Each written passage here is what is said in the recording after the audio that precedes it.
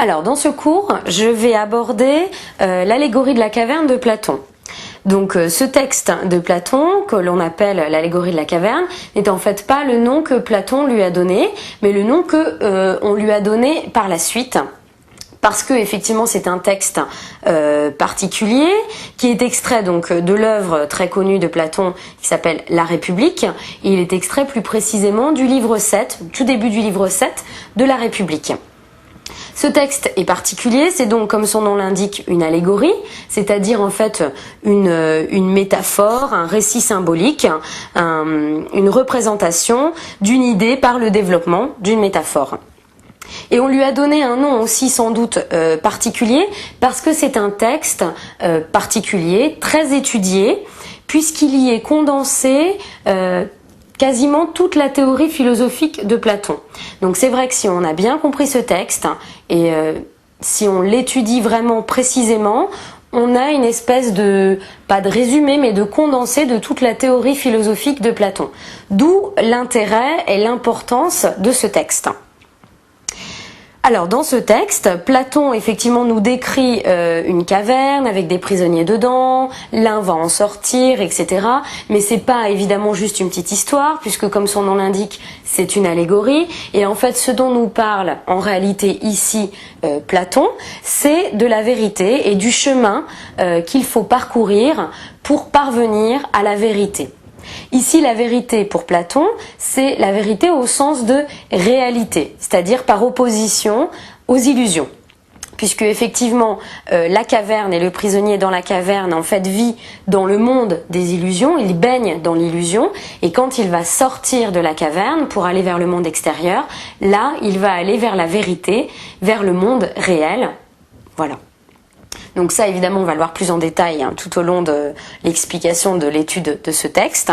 Donc, que nous dit Platon plus précisément à propos de cette vérité? Eh bien, pour lui, la vérité réside dans le monde intelligible. Le monde intelligible qui est, dans la métaphore, dans l'allégorie, si vous voulez, l'extérieur de la caverne.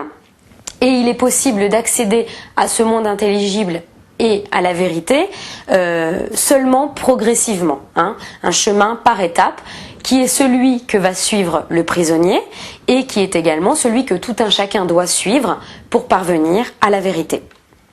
Ce texte, il est possible de le découper de différentes manières. Moi, j'ai fait le choix de le découper en 3 grandes parties principales. Une première partie que j'ai intitulée « Le monde de la caverne ». Une deuxième partie qui est en fait la sortie progressive du prisonnier vers l'extérieur. Et enfin, le retour du prisonnier dans la caverne. Voilà, et donc à chaque fois, lorsque je vais étudier chacune des parties, nous verrons justement à quoi correspond le monde de la caverne, ensuite la sortie progressive, et enfin le retour dans la caverne. Et pourquoi il faut revenir dans la caverne. Donc première partie, l'intérieur de la caverne ou le monde des illusions. Puisque effectivement, comme nous allons le voir, l'intérieur de la caverne représente en fait pour Platon le monde des illusions, là où règne l'obscurité et l'ignorance du prisonnier. Donc je vais commencer par vous faire un petit dessin de la caverne.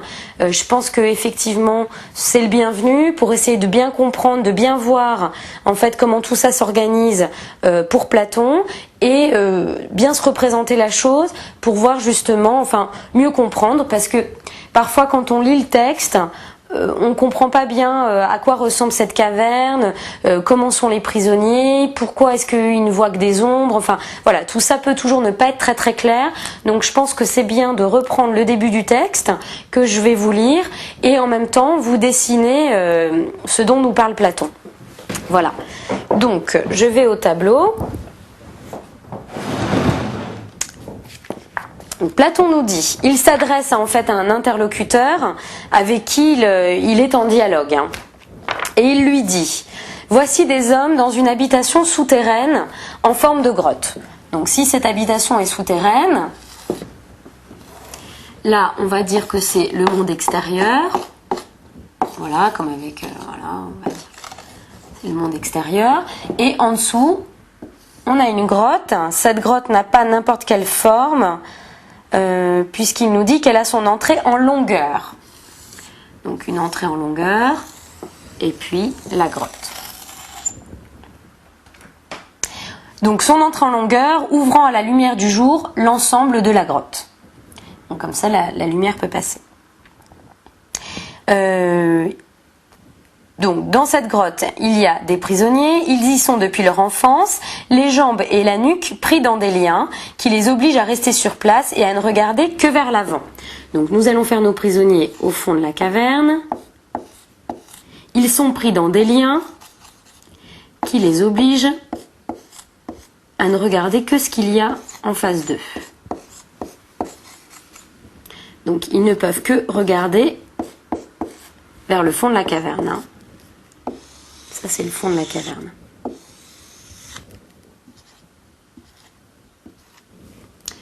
ça, ce sont les prisonniers.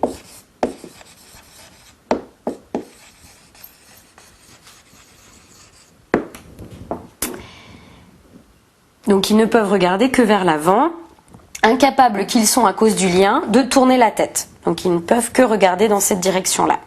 Leur parvient la lumière d'un feu qui brûle en haut et au loin. Donc en haut et au loin, on va le faire là, notre feu. Voilà, ça c'est le feu. Entre le feu et les hommes enchaînés, une route dans la hauteur, le long de laquelle voici qu'un muret a été élevé. Donc entre les prisonniers et le feu, nous avons un muret. De la même façon que les démonstrateurs de marionnettes disposent de cloisons qui les séparent des gens, c'est par-dessus qu'ils montrent leurs merveilles. Donc là aussi, on a des hommes qui portent des objets fabriqués de toutes sortes qui dépassent du muret. Donc on a comme des montreurs de marionnettes derrière ce mur. Hop, je vais faire les petites marionnettes. Donc eux, ils ont des petits objets qu'ils montrent par-dessus le mur. Et grâce à la lumière du feu, les prisonniers voient au fond de la caverne, donc sur la paroi au fond de la caverne, ils voient les ombres projetées de ces petites marionnettes. Hein, le feu, toc, les marionnettes et les ombres. Donc voilà ce que voient les prisonniers. Les prisonniers ne voient que les ombres de ces objets-là sur la paroi. Voilà donc ce que nous décrit Platon. Donc là je vais mettre les montreurs.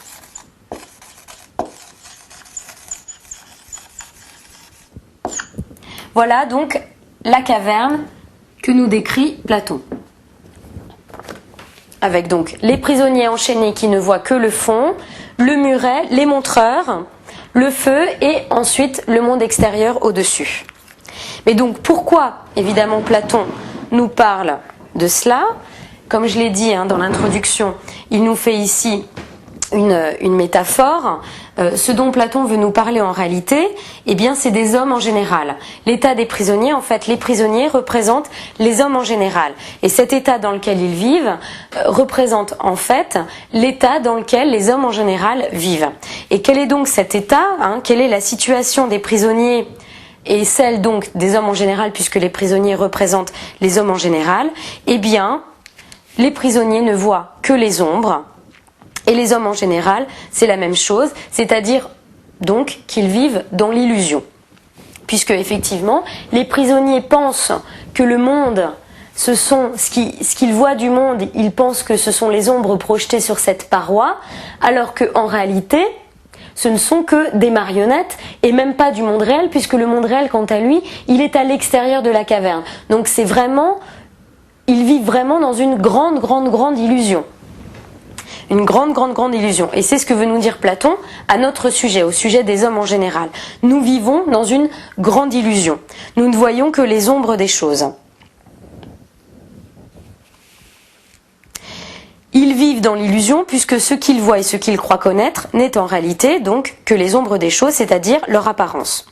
Une illusion en effet, donc je parle ici d'illusion de la pensée, non pas d'illusion d'optique, c'est le fait d'avoir une fausse idée de quelque chose ou de quelqu'un, qui est d'ailleurs le plus souvent positive par rapport à la réalité. C'est vrai que quand on se fait des illusions, d'ailleurs on dit bien vous faites des illusions, on croit non seulement, on prend pour vrai une chose qui est fausse, et en plus souvent on l'embellit, on la rend plus positive que ce que ça n'est en réalité.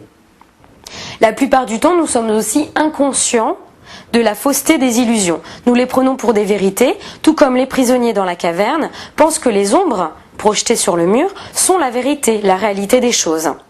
Les prisonniers sont d'ailleurs incapables de croire ou de penser qu'il existe autre chose en dehors de la caverne et des ombres qu'ils voient, puisqu'ils ne connaissent que cela, étant donné qu'ils y sont depuis leur enfance. En effet, Platon nous dit à un moment donné, ils y sont depuis tout au long de leur vie, en 515b.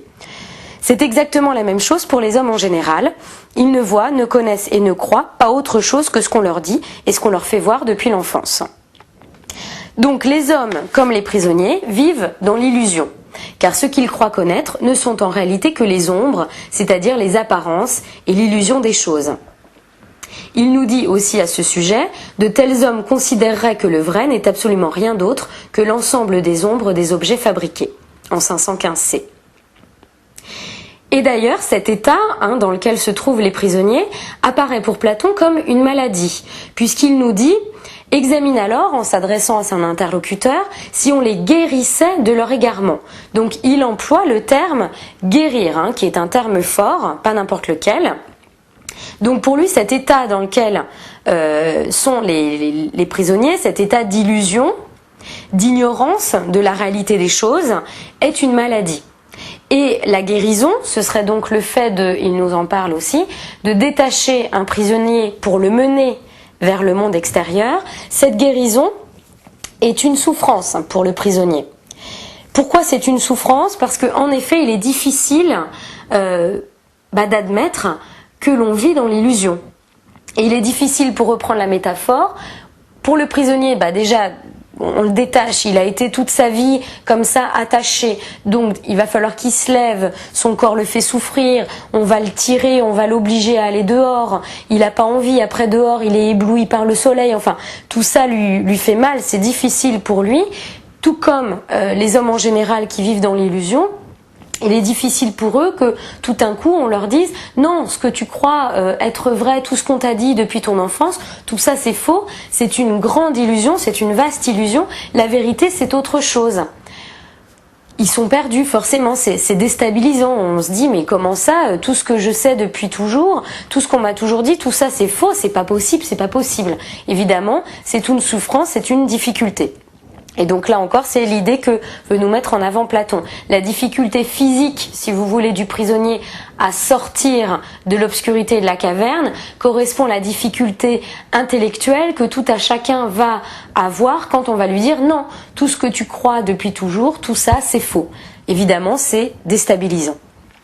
Et donc voilà, c'est la même chose, c'est là que réside la métaphore. Il est difficile et douloureux, en effet, de regarder la lumière, c'est-à-dire la vérité-réalité, quand on sort de l'obscurité, c'est-à-dire de l'illusion. Car alors c'est tout ce à quoi on croyait, tout ce que l'on prenait pour vrai, notre réalité quotidienne, qui est remise en question. Et donc, comme nous le dit Platon, on se sent perdu. Nous sommes déstabilisés, à l'image du prisonnier qui doit sortir de la caverne. Mais il doit quand même, en tout cas on l'oblige dans l'histoire de Platon, à sortir de la caverne. Donc là on arrive à notre deuxième partie que j'ai intitulée la montée progressive vers le monde extérieur ou l'accès à la vérité. Donc le prisonnier est obligé de regarder progressivement, il va être obligé de regarder progressivement ce qui se trouve à l'extérieur de la caverne. Puisque effectivement, sortant de la caverne, c'est-à-dire de l'obscurité, du noir, en allant vers le monde extérieur, donc à la lumière du jour avec le soleil, il va être ébloui. Donc évidemment, il a besoin d'étapes, d'aller progressivement. Il ne peut pas tout à coup regarder la lumière du soleil en face. Ça n'est pas possible. Ça, tout le monde en a fait l'expérience. Quand on sort du noir et qu'on revient dans la lumière du jour, on est tout d'abord ébloui. Là encore, c'est une métaphore pour dire que sortant de l'illusion, il ne peut pas comme ça tout à coup regarder la vérité en face. C'est pas possible, c'est éblouissant, quoi. Donc il a besoin d'étapes, d'y aller progressivement. Et donc, comme nous le dit Platon, par rapport à la vision du prisonnier, il va d'abord regarder les ombres, ensuite les reflets des choses, ensuite les objets eux-mêmes, ensuite les choses, donc le monde extérieur mais de nuit, et enfin de jour, et en plus après le soleil directement et sa lumière directement. Mais donc tout ça se fait par étapes. Et il pourra à la fin contempler le soleil. Et donc tout comme il y a cette vision progressive du prisonnier qui, sortant de l'obscurité, va aller regarder la lumière du jour comme ça par étapes, de la même manière, celui qui sort de l'illusion pour aller vers la vérité va devoir y aller progressivement par étapes. Il doit passer par ce que Platon appelle des modes de connaissance différents pour aller de l'ignorance, de l'illusion à la vérité réalité. Il ne va pas y aller tout à coup, il va devoir y aller progressivement par étapes. Et donc pour bien étudier toutes ces étapes, je vais au tableau vous dessiner ce qu'on appelle la ligne de Platon, qui montre bien toutes ces étapes à la fois de vision du prisonnier et qui correspondent donc aux différents modes de connaissance par lesquels tout un chacun doit passer pour aller de l'illusion de l'ignorance à la vérité réalité. Puisque donc tout ça ne peut pas se faire d'un coup, il y a forcément des étapes. Donc je vais vous dessiner cette ligne au tableau. Donc j'efface la caverne.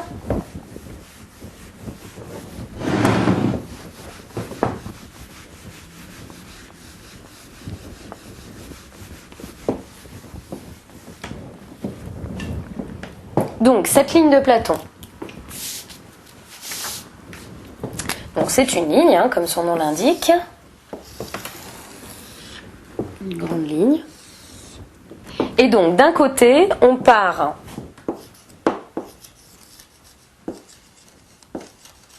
de l'ignorance, qui correspond donc à la caverne, dans la caverne à l'obscurité, pour aller de l'autre côté à la connaissance, à la vraie connaissance, la connaissance totale, qui correspond donc dans l'allégorie de la caverne au soleil, à la lumière du soleil.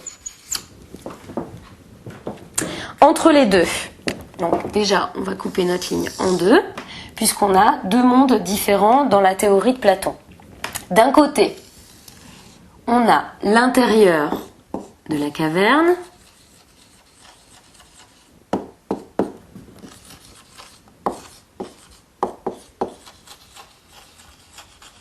évidemment, puisque là, donc, on voit bien, on est dans l'ignorance, l'obscurité, donc ça, c'est l'intérieur de la caverne.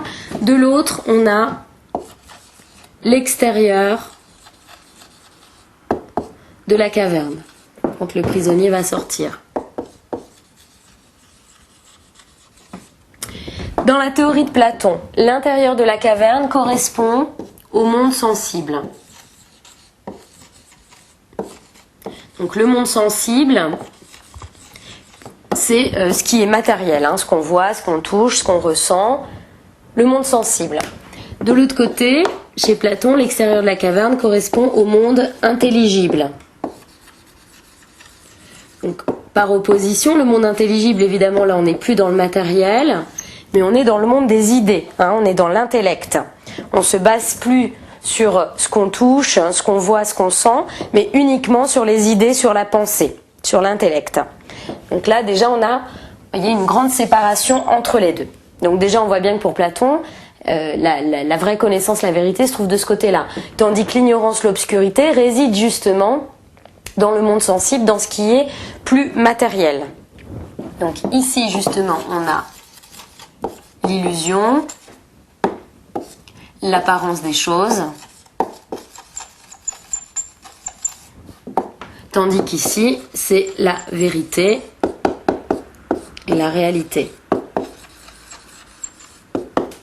Alors, comment fait-on pour passer de l'un à l'autre? Donc, comme je vous l'ai dit tout à l'heure, il y a des étapes, différentes étapes. C'est une progression, on ne va pas, tout à coup, comme ça, de l'un à l'autre.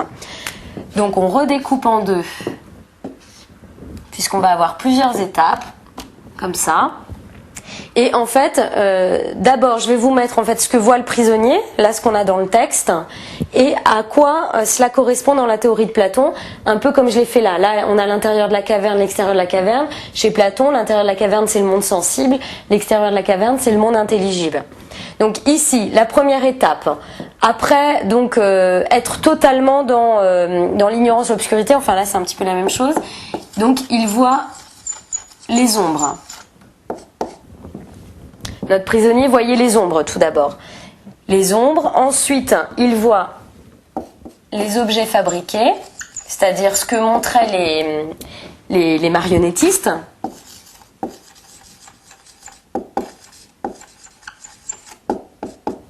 Ensuite, il voit les réalités elles-mêmes. Donc là, c'est bien une fois qu'il est sorti de la caverne, il voit le monde réel.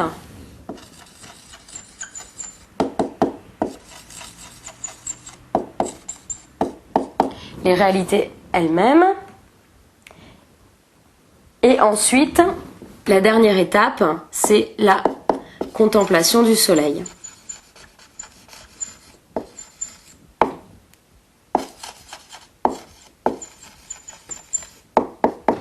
Donc là, c'est ce que vous pouvez retrouver dans le texte de l'allégorie de la caverne. Le prisonnier au départ voit les ombres, ensuite il voit les montreurs, il se rend compte que dans la caverne on lui montrait des choses. Les ombres, c'était ça, c'était les ombres des objets fabriqués. Donc il remonte, si vous voulez, voilà, il remonte la caverne. Donc au départ, il ne voyait que des ombres. Après, il se rend compte qu'en fait, ces ombres correspondaient à des objets réels, mais qui ne sont en fait que les marionnettes. Donc c'est pas les objets réels comme ceux qu'il va voir après en dehors de la caverne. Et qu'il y a aussi le soleil. Et à la fin, il contemple le soleil. Et là, quand il contemple le soleil, il est effectivement dans la vraie connaissance. Justement, je vais passer maintenant, puisqu'à chaque fois, cette vision du prisonnier correspond pour Platon à différents modes de connaissance par lesquels il faut passer pour aller de l'ignorance vers la connaissance totale. Donc en fait, les ombres correspondent à ce qu'on appelle l'opinion.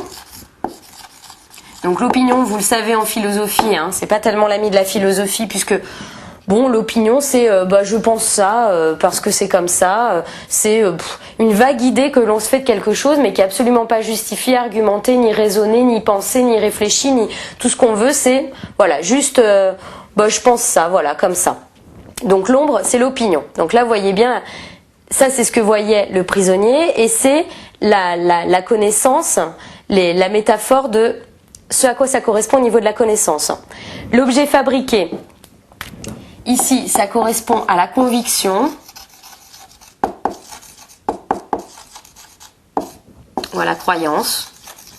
Donc là, on est passé à un degré, en tout cas pour Platon, c'est un degré un petit peu supérieur, entre l'opinion, après conviction, croyance. Les réalités elles-mêmes, donc là, on sort de la caverne. Donc normalement, on passe une étape, même si là, entre les deux, on a déjà passé une étape, on passe évidemment encore plus une étape comme le prisonnier, quand on sort de la caverne. Et donc là, ça correspond à la pensée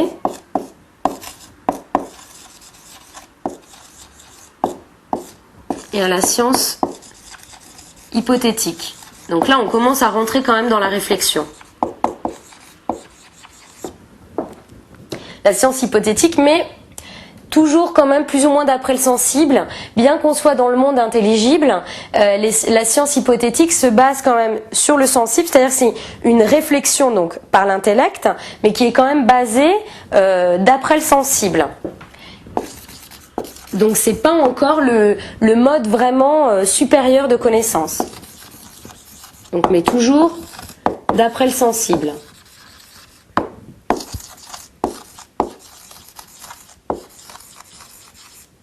Et enfin, la contemplation du soleil, donc là c'est le mode ultime de connaissance, c'est vraiment le plus haut degré de connaissance. Là c'est vraiment l'accès aux idées elles-mêmes. Et ça pour Platon c'est l'accès à la vérité. Les idées elles-mêmes, et il n'y a plus de lien avec le sensible, c'est plus d'après le sensible, c'est vraiment un accès direct de l'intellect aux idées elles-mêmes. Il y a vraiment plus de sensible. Et ça, pour Platon, c'est là qu'est la vérité, en fait. Et chez lui, ça correspond aussi à la science dialectique, ce qu'il appelle la science dialectique.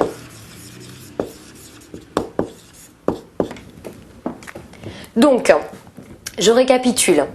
Tout comme le prisonnier passe de l'ignorance à la vraie connaissance, connaissance totale ou vraie, si vous voulez.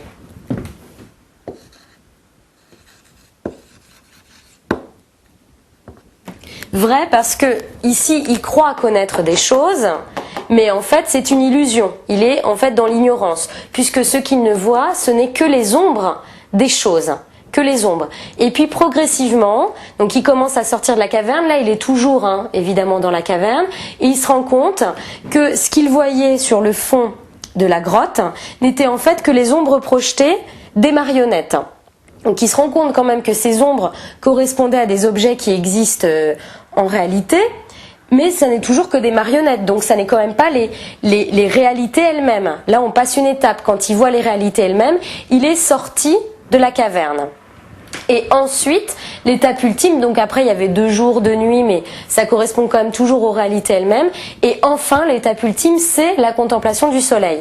Et donc, dans la métaphore, ça c'est l'allégorie de la caverne. Et ce que veut nous dire par là Platon, c'est que c'est la même chose pour les hommes en général. On vit dans l'illusion, on a tout d'abord des opinions, et que des opinions. Ensuite, on a des convictions et des croyances. Donc là, on a passé une étape, mais qui n'est qu'une petite étape. C'est-à-dire que c'est un petit peu plus... il n'y a pas vraiment de raisonnement non plus, mais on a passé quand même une étape dans la connaissance et dans la vérité. Mais surtout, la vraie étape, elle se fait là, quand on commence à avoir une vraie pensée et à avoir la science hypothétique. Donc on commence vraiment à raisonner, à réfléchir. Mais le hic, c'est que c'est toujours d'après le sensible. Et enfin, le vrai mode, le plus grand mode de connaissance pour Platon, c'est la connaissance d'après les idées elles-mêmes. On n'a plus de sensible. On est vraiment purement dans l'intellect et dans l'intelligible, dans les idées elles-mêmes. C'est ça la théorie philosophique de Platon. C'est que le vrai, il est là. Le vrai, il est dans les formes intelligibles, dans les idées elles-mêmes, dans le monde intelligible, mais c'est vrai que dans le monde intelligible, on a encore parfois une connaissance d'après le sensible, tandis que la vraie vérité, si vous voulez, la vraie vérité, la vraie réalité, elle réside dans les idées elles-mêmes. Voilà. Donc ça, c'est la ligne de Platon qui nous permet de bien comprendre ce que nous dit Platon dans l'allégorie de la caverne, puisque vous retrouvez à la fois ce qui est dit dans l'allégorie et ce à quoi ça correspond. Et donc on voit bien chez Platon que la vérité-réalité réside évidemment à l'extérieur de la caverne, dans ce qu'il appelle le monde intelligible, et plus particulièrement, si on suit notre métaphore, dans la contemplation du soleil, qui correspond en réalité aux idées elles-mêmes, à l'accès aux idées elles-mêmes, aux formes intelligibles, sans plus passer par le sensible. C'est là que réside pour Platon la vérité. Mais là encore, pour reprendre la thèse de Platon dans l'allégorie de la caverne, on ne peut pas passer de l'un à l'autre comme ça, tout seul. On y va par étapes progressives. Et aussi pour Platon, qu'est-ce qui nous permet de passer de là à là? C'est la dialectique. Et la dialectique chez Platon, en fait, correspond à la philosophie. À la philosophie qui, pour Platon, se fait par le dialogue, comme son maître Socrate. Puisque la dialectique, c'est ça, en fait, c'est le fait c'est un moyen, à travers le dialogue, de connaître ce qui est. Donc, on dialogue avec quelqu'un, et de préférence avec un philosophe, évidemment, puisque lui, le philosophe, il est déjà là, il a accès aux idées elles-mêmes. Donc, en dialoguant avec un philosophe, en fait, c'est ça la dialectique, en dialoguant avec un philosophe, on peut nous aussi avoir accès aux idées elles-mêmes, aux formes intelligibles, et donc à la vérité. Ce qui signifie que notre prisonnier, une fois qu'il est sorti à l'aide, là encore, de quelqu'un, d'un guide, qui le détache, qui le fait se lever, qui le fait remonter la caverne pour aller dehors, jusqu'à ce qu'il contemple le soleil, une fois qu'il est dans la contemplation du soleil, il est dans la philosophie, et il est même lui-même devenu philosophe. Et donc là, je vais passer à ma troisième partie, qui est en fait le retour du prisonnier dans la caverne, et aussi vous expliquer pourquoi le prisonnier doit retourner dans la caverne. Donc ma troisième partie, c'est le retour dans la caverne ou justement le rôle du philosophe.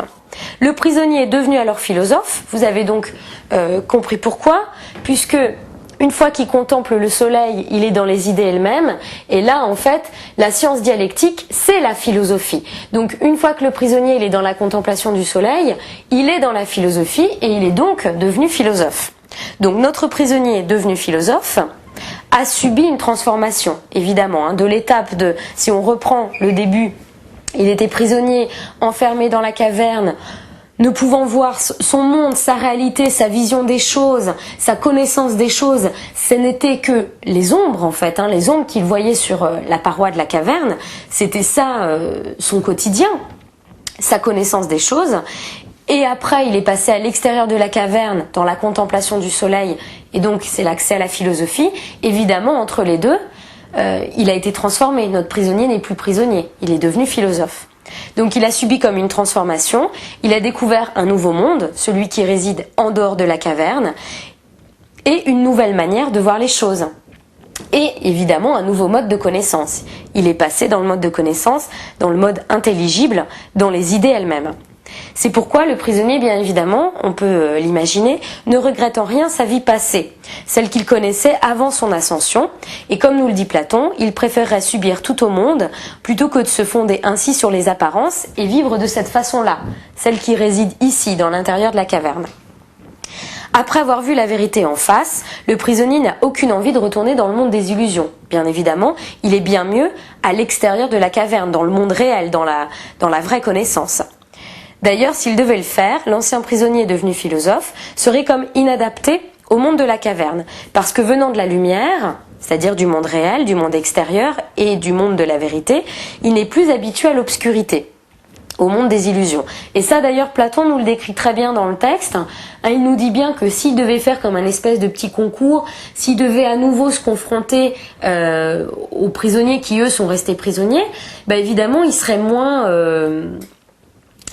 moins bon que les autres, c'est-à-dire que les autres, eux, ils sont restés enfermés, donc ils savent très bien quelle est cette ombre, laquelle va passer après, des choses comme ça. Mais lui, comme entre-temps, il est sorti, bon déjà, il est plus habitué à cette obscurité de la caverne, il sait plus quel objet va passer avant, après, enfin, il est inadapté, quoi, il est un peu perdu de retour dans la caverne, il sait plus comment ça se passe, quoi.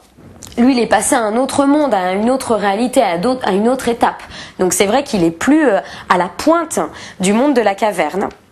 Et du coup, d'ailleurs, les autres, ils seraient pas vraiment un modèle pour eux, parce que ils se diraient, mais alors à quoi ça sert de sortir, puisque quand il revient, il est plus bon à rien. Il sait plus quelle ombre va passer après. Enfin, pour les autres, il paraît un peu à côté de la plaque, quoi, en fait. Donc, il donne pas trop envie de sortir de la caverne.